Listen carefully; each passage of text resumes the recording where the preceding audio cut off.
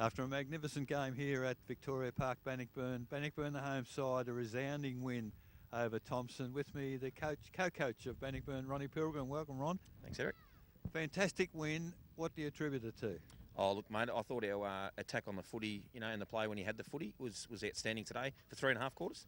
And we said that, they've got some outstanding footballers in their team, but we think they fall away after they rely on 5 or 6 players, and we knew they'd get kicks at stages in the game, but we wanted to put the rest of their team under pressure, and I thought that worked pretty well today for us. They played brilliantly last week in a game we saw against East Geelong. Today with controlled vigour. Would you suggest that was the right word? You applied to them fairly, toughly, and their skills just fell away. No, I agree, mate.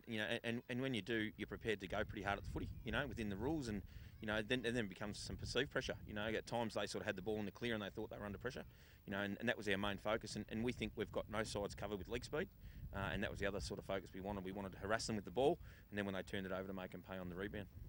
Underrated player, Haggerboles. He gives the smaller fellas in midfield a lot of use of the footy and around the ground. I thought against Greg today, great job.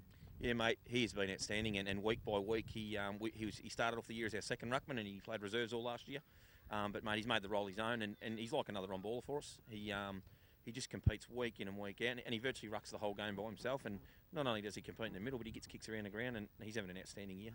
And the two big fellas up forward, they created enormous pressure today. Certainly Thompson with a lot of big fellas missing from the back half, but the two talls, Eddie and Alan, they really created some trouble for them.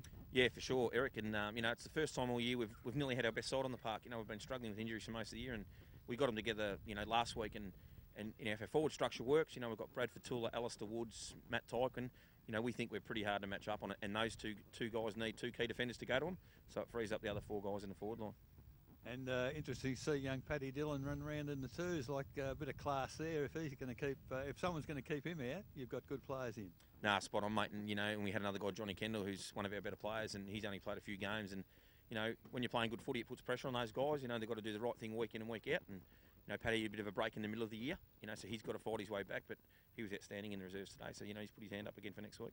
All right, Ron, week to go to finals. A fantastic finale. You've finished the second half of the year as well as any team. So you're in with a chance. No, thanks, mate. Appreciate that. And we that was our focus. Like I said, we're getting players back from injury. And this time, as you know, this time of the year, you've got to be playing your best footy with your best available list, and a bit of luck starting to go away. And hopefully we can give it a good shake. Thanks very much, Ron Pilgrim, the assistant coach or co-coach of the Bannockburn Footy Club. Well done, mate. Thanks, Eric. Cheers.